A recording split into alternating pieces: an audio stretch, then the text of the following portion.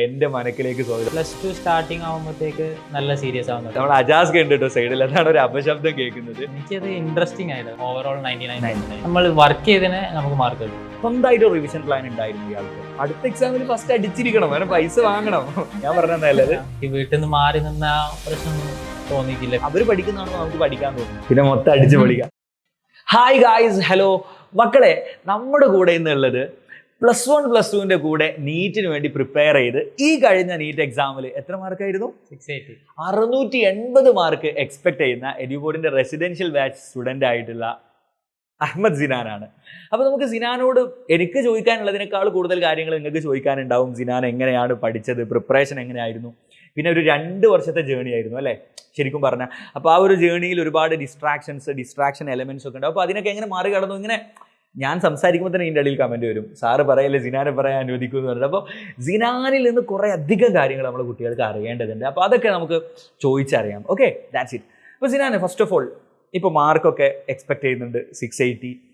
പ്രത്യേകിച്ച് അത്ഭുതങ്ങളൊന്നും സംഭവിച്ചില്ലെങ്കിൽ സിനാൻ എന്തായാലും കോഴിക്കോട് മെഡിക്കൽ കോളേജിലേക്ക് തന്നെ എത്തും. മറ്റേ മമ്മൂട്ടി ഏതായാലും സിനിമ ബ്രഹ്മയുഗത്തിൽ പറയുന്നില്ലേ, എൻ്റെ മനക്കിലേക്ക് സ്വാഗതം, അതുപോലെ എൻ്റെ മനക്കിലേക്ക് സ്വാഗതം. ഓക്കെ, അപ്പോൾ കോഴിക്കോട് മെഡിക്കൽ കോളേജ് അല്ലേ? Yes, that's it. അപ്പോൾ വരാൻ പോവാണ്, ഏകദേശം ഒക്കെ ഉറപ്പിച്ചു. അപ്പോൾ എന്ത് തോന്നുന്നു ഈ ഒരു സമയത്ത്? വളരെ ഹാപ്പിയാണ്. ചെറിയ ഹാപ്പി ഉള്ളത് ഭയങ്കര ഹാപ്പിയാണോ? നല്ല ഹാപ്പിയാണ്. നല്ല ഹാപ്പിയാണ്. ഓക്കെ, നമ്മൾ അജാസ് കേട്ടോ സൈഡിൽ, അതാണ് ഒരു അപശബ്ദം കേൾക്കുന്നത്. Okay okay. അപ്പോൾ സിനാനെ വീട്ടിൽ ആരൊക്കെയുണ്ട്? വീട്ടില് ഉമ്മ ഉണ്ട്, ഉപ്പ ഉണ്ട്, പിന്നെ ഏട്ടൻ, അനിയൻ. അവരാരെങ്കിലും ഭയങ്കര അക്കാദമിക് ഫീൽഡിലൊക്കെ ഉള്ള ആളുകളാണോ ഉമ്മയും ഉപ്പയൊക്കെ? അപ്പ എഞ്ചിനീയർ ആണ്. ഓക്കെ, ഉമ്മ ഹൗസ് വൈഫ്. ഓക്കെ, ശരി. കുടുംബത്തിൽ ഡോക്ടേഴ്സ് ആരെങ്കിലും ഉണ്ടോ? ഡോക്ടേഴ്സ് അങ്കിൾ ഡോക്ടറാണ്. എന്തിന്റെ ഡോക്ടറാണ്? ഓർത്തോ. സിനാൻ എന്താണ് ഇപ്പൊ ഒരു മെഡിസിൻ ചൂസ് ചെയ്യാനുള്ള ഒരു മോട്ടിവേഷൻ എന്തായാലും? ഡോക്ടർ ആവാൻ. അതെ, ആ ഒരു അതാവാനുള്ള ഒരു മോട്ടിവേഷൻ, ഡോക്ടർ ആവണം എന്നുള്ള ഒരു ആഗ്രഹം വരാൻ. ഡോക്ടർമാര് ചെയ്യുന്നതും വർക്കും സോഷ്യൽ റെസ്പെക്ട് ഒക്കെ. ഓക്കെ, ശരി, അടിപൊളി. സിനാൻ ശരിക്കും പണ്ട് മുതലേ ഒരു പഠിപ്പി കുട്ടിയാണോ? ഇല്ലല്ലോ, പുസ്തക പുഴായിട്ടുള്ള ഫുൾ ടൈം ഇങ്ങനെ. ഇപ്പൊ നമ്മള് ഇപ്പോ ചില എൻട്രൻസ് കോച്ചിങ് ഇൻസ്റ്റിറ്റ്യൂട്ടുകളുടെ ഒക്കെ ഫസ്റ്റ് ഭയങ്കര റാങ്ക് അടിക്കുന്ന ആളുകളുടെ വീഡിയോ കാണുമ്പോൾ അതിനകത്ത് കാണാം ഭയങ്കര അപ്പൊ ആ ഒരു കൈൻഡ് ഓഫ് പുസ്തക പുഴായിരുന്നു. ഇല്ല, പണ്ട് മുതലേ അല്ല. 10ാം ക്ലാസ് വരെയൊക്കെ CBSE ആണോ പഠിച്ചത്, അതോ സ്റ്റേറ്റ് സിലബസാണ് പഠിച്ചത്? അപ്പോൾ ശരിക്കും ഒരു കട്ടപ്പടിപ്പിയിലേക്ക് സിനാൻ അങ്ങനെ ഭയങ്കര കട്ടപ്പടിപ്പി എന്ന് പറയാൻ പറ്റൂലെങ്കിലും അത്യാവശ്യം നന്നായി വർക്ക് ചെയ്യുന്ന ഒരാൾ തന്നെ ആയിരുന്നു. എനിക്കറിയാം സിനാനെ കുറച്ചായിട്ട്. അപ്പോൾ ആ ഒരു വർക്കിലേക്ക് എന്ന് മുതലാണ് സ്റ്റാർട്ട് ചെയ്ത ഈ ഒരു പഠിപ്പ്, സീരിയസ് ആയിട്ട് നീറ്റിന്റെ പ്രിപ്പറേഷൻ? +2 സ്റ്റാർട്ടിങ് ആവുമ്പോഴത്തേക്ക് നല്ല സീരിയസ് ആവാൻ തുടങ്ങി. ആ സമയത്താണ് ഭയങ്കര സീരിയസ് ആയി തുടങ്ങി. നല്ല സീരിയസ്. +1 ഒട്ടും പഠിച്ചിട്ടില്ല എന്നാണോ, അതോ അത്യാവശ്യം നോക്കി? ബട്ട് +2 മെയിൻ ആയിട്ട് പഠിച്ചു തുടങ്ങിയത്. ഓക്കെ, ഇനി മോനെ എങ്ങനെയായിരുന്നു നമ്മളെ പഠിപ്പിന്റെ ഒക്കെ സ്ട്രാറ്റജി? അതായിരിക്കും മെയിൻ ആയിട്ട് അറിയണത്. എങ്ങനെ ഫിസിക്സ് പഠിച്ചെടുത്തു, കെമിസ്ട്രി പഠിച്ചെടുത്തു, ബയോളജി? ഓരോ സബ്ജക്റ്റും ഓരോ രീതിയിലാണല്ലോ പഠിക്കുന്നത്, എല്ലാം ഒരേ രീതിയിലല്ലല്ലോ. ഞാനൊരു റിപ്പീറ്റർ ആയിരുന്ന ആൾ എന്നുള്ള നിലയ്ക്ക് എല്ലാം ഒരേ രീതിയിലല്ല. അപ്പൊ സിനാന്റെ ഒരു അപ്രോച്ച് എന്തായിരുന്നു ഓരോ സബ്ജക്റ്റിനോടുള്ള? അതുപോലെ തന്നെ ഇപ്പോൾ എഡ്യൂപോർട്ടിൽ നിങ്ങൾക്കറിയാം, നിങ്ങൾക്ക് ഒരുപാട് എക്സാംസ് നടത്തിയിട്ടുണ്ട് അല്ലേ? ലാസ്റ്റിലേക്കൊക്കെ ആകുമ്പോൾ സിനാൻ തന്നെ പറഞ്ഞിട്ടുണ്ട് 11,000 ചോദ്യങ്ങളൊക്കെ ചെയ്യിപ്പിച്ചിട്ടുണ്ട് എക്സാമുകളിൽ. അപ്പോൾ അങ്ങനെ ഒരുപാട് എക്സാംസ് നമ്മൾ നടത്തിയിട്ടുണ്ടെങ്കിലും ഇപ്പോൾ സ്റ്റാർട്ടിങ്ങിലൊക്കെ എക്സാം ഉണ്ടല്ലോ, ഇയാൾ +1 വന്ന സമയത്തൊക്കെ അതിലൊക്കെ ഭയങ്കര മാർക്കിലേക്ക് എത്തിയിട്ടുണ്ടായിരുന്നു. ടോപ്പ് മാർക്കൊക്കെ ഒന്നും എത്തൂല, ബട്ട് നമ്മൾ വർക്ക് ചെയ്തതിന് നമുക്ക് മാർക്ക് കിട്ടും. വർക്ക് ചെയ്തതിനുള്ള മാർക്ക്. പക്ഷെ ആദ്യമൊന്നും ഭയങ്കര മാർക്കിലേക്കൊന്നും എത്തിയിട്ടില്ല. അപ്പൊ ആ സമയത്ത് ഇത് നമുക്ക് നടക്കൂല, നമ്മളെ കൊണ്ട് പറ്റൂല എന്നൊക്കെ തോന്നിയിട്ടുണ്ടായിരുന്നു? അങ്ങനെ ഒരിക്കലും തോന്നിയിട്ടില്ല. നമ്മൾ എങ്ങനെയും എടുക്കും, ആ ഒരു മോട്ടിവേഷൻ ആയിരുന്നു. ഓക്കെ, ശരിക്കും എങ്ങനെയായിരുന്നു പഠിച്ചത്? ഫിസിക്സ് അതുപോലെ കെമിസ്ട്രി ഒക്കെ, ഫിസിക്കൽ കെമിസ്ട്രി പ്രോബ്ലംസ് ഒക്കെ എങ്ങനെയായിരുന്നു ഒരു സ്ട്രാറ്റജി? ഫിസിക്കൽ കെമിസ്ട്രിയും ഫിസിക്സ് ഒക്കെ മെയിനായിട്ട് കോൺസെപ്റ്റ്സ് പക്ക ക്ലിയർ ആക്കിയിട്ട് കുറേ ക്വസ്റ്റ്യൻസ് ചെയ്യുക, ഇഷ്ടം പോലെ ക്വസ്റ്റ്യൻ ചെയ്യുക. അപ്പം പിന്നെ ലാസ്റ്റിക്കൊന്നും പ്രശ്നം വരില്ല. ബട്ട് ബയോളജിയും ഇൻഓർഗാനിക് ഒക്കെ ആകുമ്പോഴത്തേക്ക് നല്ല റിവൈസ് ചെയ്യണം, അല്ലെങ്കിൽ റിവിഷൻ കൂടുതൽ വേണ്ടത് ബയോളജിയിൽ ഇൻഓർഗാനിക് കെമിസ്ട്രിയിലൊക്കെയാണ്. ഓക്കെ, അപ്പോൾ അതായിരുന്നു ഒരു രീതി. ഞാൻ ചോദിക്കട്ടെ, ശരിക്കും പറഞ്ഞാൽ ഇപ്പോൾ കുട്ടികൾ നമ്മളോട് എപ്പോഴും പറയുന്ന ഒരു സാധനമാണ്, നമ്മൾ കമന്റ് സെഷനിൽ ഞങ്ങൾ കാണുന്നതാണ്, കോൺസെപ്റ്റ് മുഴുവൻ കോൺസെപ്റ്റും റെഡിയാണ് പക്ഷെ പ്രോബ്ലം ചെയ്യാൻ പറ്റുന്നില്ല എന്ന്. ഞാൻ ചോദിക്കുന്നത്, എല്ലാ കോൺസെപ്റ്റും റെഡി ആയതിനു ശേഷം മാത്രം പ്രോബ്ലം ചെയ്ത് തുടങ്ങുക എന്നുള്ളതാണോ, അതോ പ്രോബ്ലത്തിലൂടെ നമ്മൾ കുറെ കോൺസെപ്റ്റ് പഠിക്കൂലേ? അപ്പൊ ഞാൻ ചോദിക്കുന്ന അതാണ്, എല്ലാ കോൺസെപ്റ്റും പഠിച്ചിട്ട് പ്രോബ്ലം ചെയ്ത് തുടങ്ങുകയാണോ സിനാൻ ചെയ്തിട്ടുണ്ടായിരുന്നത്, അതോ കുറേയൊക്കെ പ്രോബ്ലങ്ങളിൽ നിന്ന് പഠിക്കുകയാണോ ചെയ്തത്? ഞാൻ നോട്ട്ബുക്സിലുള്ള മൊത്തം ക്ലിയർ ചെയ്യും. പിന്നെ ഞാൻ അങ്ങനെ ബേസിക്സ് നിന്ന് തുടങ്ങി. പിന്നെ ഫസ്റ്റ് ലെവൽ, സെക്കൻഡ് ലെവൽ, അതായിരുന്നു ഫിസിക്സും ഫിസിക്കൽ കെമിസ്ട്രി ഒക്കെ അങ്ങനെ തന്നെ. അപ്പം NCERT ടെക്സ്റ്റ് ബുക്ക് വായിക്കാറുണ്ടായിരുന്നു? ഇഷ്ടംപോലെ ഫിസിക്സ് വായിച്ചിക്ക്, കെമിസ്ട്രിയും വായിച്ചിക്ക്, ബയോളജി പിന്നെ ഒബ്വിയസ്ലി വായിക്കും. അതിലിപ്പോ ഫിസിക്സ് ടെക്സ്റ്റ് വായിക്കണം ഇപ്പൊ കുട്ടികളോട് ഇപ്പൊ ചോദിക്കുക സിനാനോട്, പുസ്തകം വായിക്കണോ, NCERT ഫിസിക്സ് വായിക്കണോ? ഫിസിക്സ് ഞാൻ പറയുമ്പോ ഒരു സമയം ഒരു ജെന്യൂൻ ആയിട്ട് ഒരു കുട്ടിക്ക് ബാക്കിയൊന്നും പഠിച്ച് തീർന്നിട്ടില്ല, അപ്പൊ അങ്ങനെ ഒരു കുട്ടി ഫിസിക്സിലൂടെ ടെക്സ്റ്റിലേക്ക് പോകണോ, അതോ പഠിച്ച് തീരാത്ത കുറെ പെൻഡിങ് ഉണ്ട്, ടൈം ഇല്ലെങ്കിൽ ഫിസിക്സ് ടെക്സ്റ്റ് വായിക്കരുത് എന്ന് ഞാൻ പറയും. ഫിസിക്സ് പഠിക്കുന്ന ടൈമിന്, ആ ചാപ്റ്റർ പഠിക്കുന്ന ടൈമിന് എന്തായാലും ടെക്സ്റ്റ് ബുക്ക് വായിക്കണം. കാരണം ഫിസിക്സ് ടെക്സ്റ്റ് ബുക്ക് എക്സ്പ്ലെയിൻ ചെയ്യുന്ന ഒരു രീതിയുണ്ട്, അത് അതിലൂടെ നല്ല ക്ലിയർ ആയി മനസ്സിലാക്കിയെടുത്താൽ ക്വസ്റ്റ്യൻസിനൊക്കെ അപ്രോച്ച് ചെയ്യുമ്പോൾ.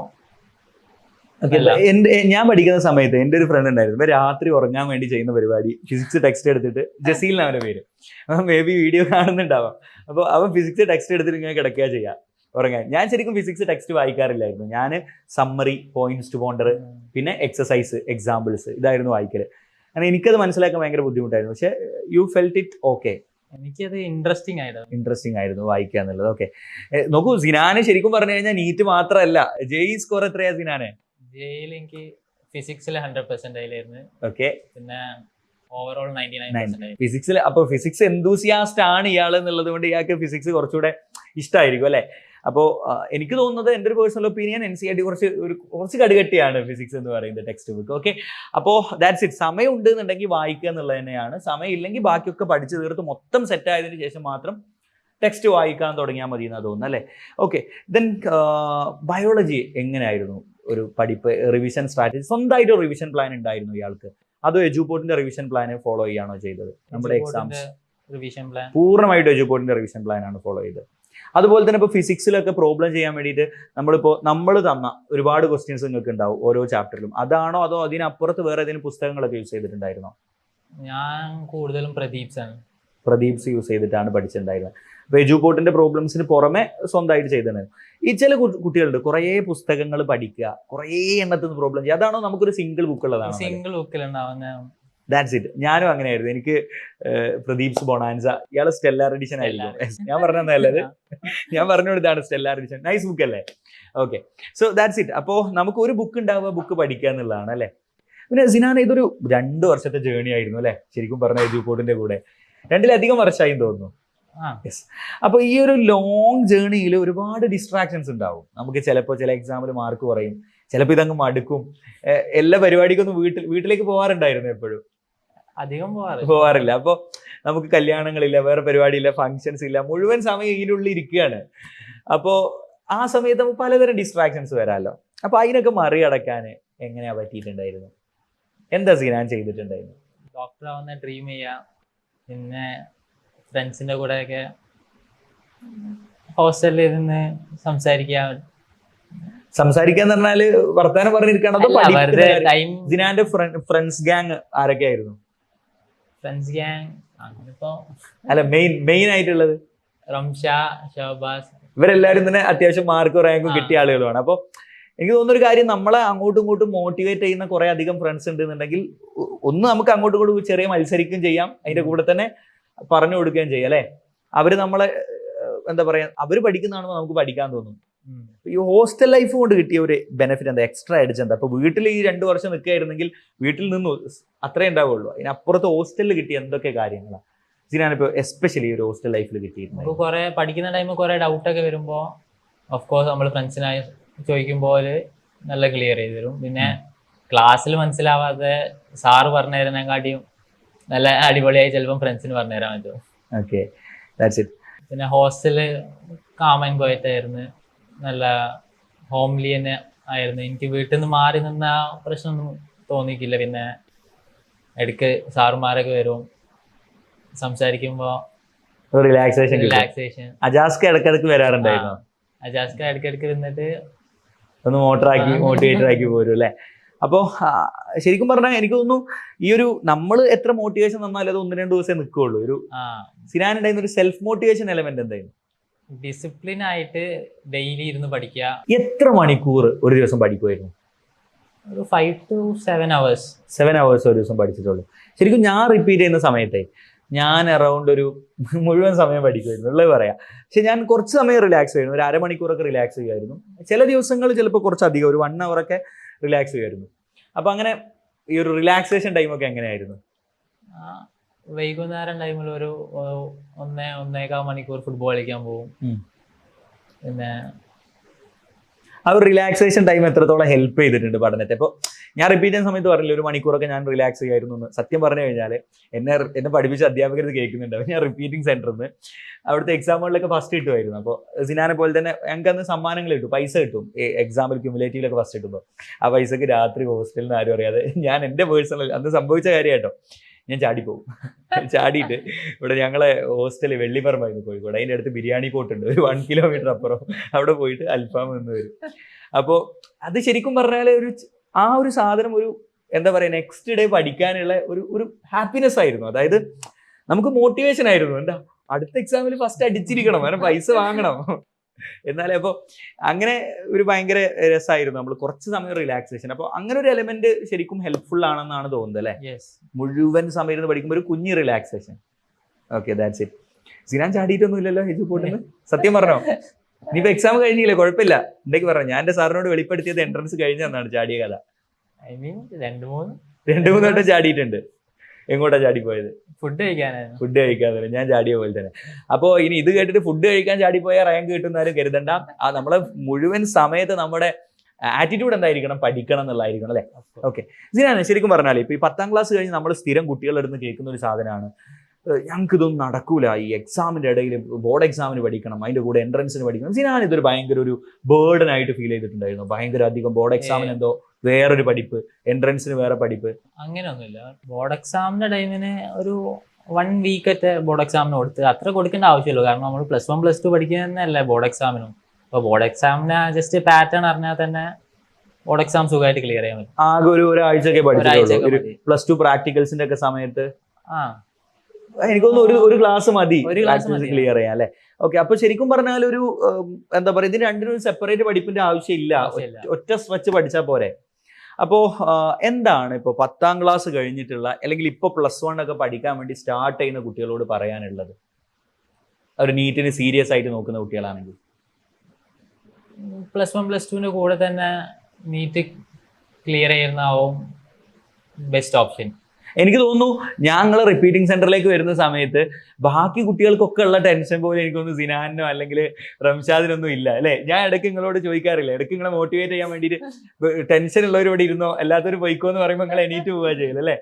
അപ്പോൾ ശരിക്കും പറഞ്ഞാൽ ഒരു റിപ്പീറ്റർ ആയിരുന്നെങ്കിൽ ഇത്ര കൂളായിട്ട് എഴുതാൻ പറ്റുമായിരുന്നു? ഇല്ല, ഒരിക്കലും. കാരണം അതിനായിട്ട് സ്ട്രെസ് ചെയ്ത് ഇയർ പോയി എന്നൊക്കെ ഉള്ള പേടിയൊക്കെ. ഇപ്പോൾ ഭയങ്കര കൂളായിട്ട് എക്സാം എഴുതിയത്. അപ്പോൾ ആ ഒരു ആസ്പെക്റ്റിൽ ശരിക്കും പറഞ്ഞാൽ കുറേ പേർക്ക് ഒരു മടിയാണ്, ഞങ്ങൾ +1 എന്ന് പഠിക്കാതെ ഞങ്ങൾ കുറച്ച് റിലാക്സ് ചെയ്യട്ടെ എന്നിട്ട് റിപ്പീറ്റിന് പോവാം, ഒരു ഇയർ റിപ്പീറ്റ് ചെയ്യാം, അങ്ങനെ വിചാരിക്കുന്ന ആൾക്കാരുണ്ട്. അപ്പോൾ അവരോട് ഈ ഉഴപ്പാൻ +1 +2 ഉഴപ്പാൻ പ്ലാനുള്ളവരോട് എന്താ പറയാനുള്ളത്? സിനാൻ എന്താ പറയാനുള്ളത്? പറഞ്ഞോ.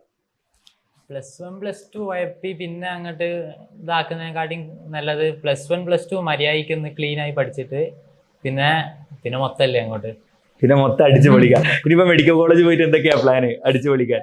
പറഞ്ഞോ, എന്തൊക്കെ പ്ലാൻ ചെയ്തിട്ടുണ്ട്? ഇൻസ്റ്റാഗ്രാമും ഫേസ്ബുക്കും വാട്സപ്പും ഫേസ്ബുക്കും ഒക്കെ ഉണ്ടാ? ഫേസ്ബുക്ക് എനിക്ക് തോന്നുന്നു 2000 കിഡ്സിന് ഇല്ല എന്നല്ലേ, ഇൻസ്റ്റയാണ്. ഡെയിലി യൂസ് ചെയ്യുമായിരുന്നു ഇൻസ്റ്റാഗ്രാം ഒക്കെ? ഡെയിലി ഒന്നും യൂസ് ചെയ്യാം, എപ്പോഴെങ്കിലും മാസത്തിലൊരിക്കൽ. ഓക്കെ, ഇൻസ്റ്റ കഴിഞ്ഞ ഒരു 2 വർഷം യൂസ് ചെയ്യാത്തത് കൊണ്ട് എന്തെങ്കിലും നഷ്ടപ്പെട്ടായി തോന്നിയിട്ടുണ്ടോ? ഇല്ല, ഒരിക്കലും. എന്തൊക്കെ കിട്ടിയതായിട്ട് തോന്നിയിട്ടുണ്ടോ? കിട്ടി അല്ലേ? ഇൻസ്റ്റ യൂസ് ചെയ്യാത്തത് കൊണ്ടും അല്ലെങ്കിൽ അങ്ങനത്തെ ഡിസ്ട്രാക്ഷൻസിലേക്ക് പോവാതിരുന്നതുകൊണ്ടല്ലേ ഇപ്പോൾ റാങ്കിലേക്ക് എത്താൻ പറ്റിയുള്ളത്. അപ്പോൾ ദാറ്റ്സ് ഇറ്റ് ഗൈസ്. അപ്പോൾ നമ്മൾ എന്താ പറയാ, സിനാൻ ഒന്നാമത് സംസാരിക്കാൻ ഭയങ്കര മടിയാണ്, നമ്മൾ പിടിച്ചിരുത്തിയതാണ്. അപ്പോൾ സിനാൻ കുറേ അധികം കാര്യങ്ങളൊക്കെ നമുക്ക് പറഞ്ഞു തന്നിട്ടുണ്ട് എന്നാണ് ഞാൻ കരുതുന്നത്. സിനാൻ ഒന്നാമത് സംസാരിക്കാൻ മടിയാണ് അല്ലേ? സിനാനെ നമ്മൾ പിടിച്ചിരുത്തിയതാണ്. അപ്പോൾ എന്നാലും സിനാനോട് ഇനിയും കുറേ അധികം കാര്യങ്ങളൊക്കെ നിങ്ങൾക്ക് ചോദിക്കാനുണ്ടാവും അല്ലേ? അപ്പോൾ നിങ്ങൾക്ക് ചോദിക്കാനുള്ള കാര്യങ്ങളൊക്കെ നിങ്ങൾ നമ്മുടെ കമന്റ് സെക്ഷനിൽ ഇടുക. സിനാൻ ഇവിടെ തന്നെ ഉണ്ട്, എൻ്റെ മനക്കൽ തന്നെ ഉണ്ട്, കോഴിക്കോട് തന്നെ ഉണ്ട്, നമ്മളും കോഴിക്കോടാണ്, സിനാൻ ഇവിടെ ഉണ്ട്. അപ്പോൾ നമുക്ക് ഇനിയും ഇടക്കിടക്ക് സിനാൻ വരും അല്ലേ? സിനാൻ വരും, സിനാൻ നമ്മുടെ വീഡിയോയിലൊക്കെ ഉണ്ടാവും. അപ്പോൾ അങ്ങനത്തെ കാര്യങ്ങളൊക്കെ നമുക്ക് അപ്പോൾ ഡിസ്കസ് ചെയ്യാം. ആൻഡ് ഇപ്പോൾ ഫൈനലി നമുക്ക് പറയാനുള്ള ഒരു കാര്യം വർക്ക് ചെയ്യാന്നുള്ളതാണ് അല്ലേ?